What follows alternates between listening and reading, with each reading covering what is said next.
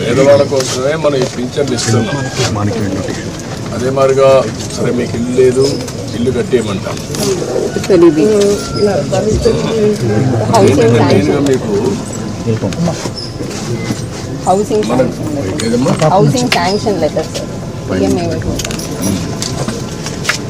ఇప్పుడు ఇల్లు కూడా ఒకటి శాంక్షన్ చేస్తున్నారు, కట్టిస్తారు.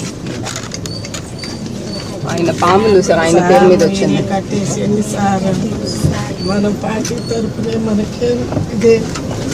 ఇప్పుడు ఇది తీసుకోండి అమ్మా, మీరు సిఆర్డిఏ మీరు కలిసి ఏరియాలో ఉండే వాళ్ళకి ఇండ్లు ఇలాంటి వాళ్ళకి కొంతమంది కట్టుకోలేని కట్టిద్దాం.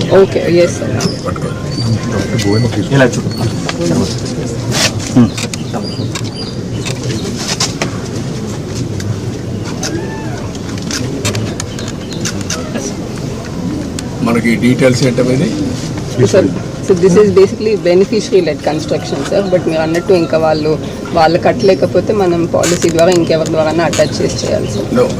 What is the amount? 1.8 sir, 1.8 lakhs. నేను ఇల్లు కట్టేయమంటాను, చెప్తాను, కట్టి మీకు ఎట్లా చేయాలో చేస్తాను అన్నట్లు చేపిస్తాం. దానికంటే ముఖ్యంగా ఇప్పుడు ముగ్గురికి బెనిఫిట్ వస్తుంది. ఇంట్లో నీకు రాబోయే రోజుల్లో 4,000 వస్తుంది, ఆవిడికి 5,000 వస్తుంది, మీకు ఒక 4,000 వస్తుంది. 4, 4, 8 + 5 13,000 వస్తుంది. 13,000 వచ్చినప్పుడు మీరు కొద్దిగా సంపాదించుకుంటున్నారు. వీళ్ళిద్దరిని చదివించుకొని వాళ్ళకి చదువుకు అవన్నీ ఏం చేయాలో అవన్నీ చేస్తూ ఉంటాం గవర్నమెంట్ కూడా. కానీ 10 రూపాయలు సంపాదించుకునే మార్గం ఎందుకు ఆలోచించకూడదు? మీరు మీ కష్టార్జితంతో మీరు బతుకుతున్నారు.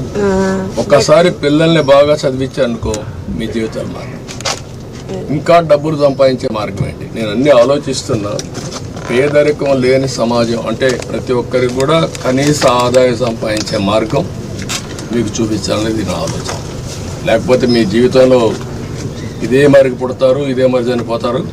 ఈ పిల్లలు కూడా ఇప్పుడు చదువుకుంటున్నారు. కనీసం ఏదైనా త్వరగా మంచి పని చేశాం, అది శుభసూచకం. ఈ పిల్లల భవిష్యత్తు బాగుంటుంది. ఏంట్రా మీరు ఆలోచిస్తున్నారా? ఏం ఆలోచిస్తున్నారు? బాగా చేయాలని ఆలోచిస్తున్నారు. ప్రతిరోజు చదువుకుండా బాగా క్లాసులో మంచి ర్యాంక్ వస్తుందా?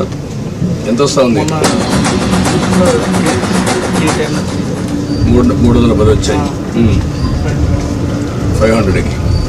నీకంటే ఇంకా ఎంతమంది బాగా వచ్చారు? వాళ్ళకంటే నువ్వు ఎందుకు ముందు అంటాను కదా. నువ్వేంట్రా 7th క్లాస్లో కామన్ ఎగ్జామ్ అయింది కదా, అయిందా? అప్పుడు ఎంత వచ్చాయి మార్కు? 100కి 80 వచ్చాయి. నీకంటే ఎక్కువ వరకు వచ్చింది. ఎవరు వాళ్ళు? ఇద్దరికి వచ్చింది. వాళ్ళకంటే ఎక్కువ నీకు ఎందుకు రావు? మీ అమ్మ కష్టపడతాను కదా, నీకోసమే కదా, కూలి పని చేసి చదివిస్తాను కదా, నువ్వు కూడా పట్టుదల చదవాలి కదా. ఓకే, చదువుకోండి బాగా, పైకి వస్తారు. నేను అన్నీ ఆలోచిస్తాను. ఆలోచించి మిమ్మల్ని ఎట్లా ఆర్థికంగా పైకి తేవాలి.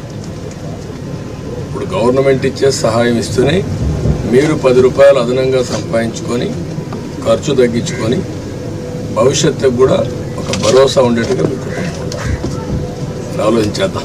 సరేనా? ఇమ్మీడియట్గా చేస్తాను, నేను చెప్పాను కదా, లేకపోతే నేను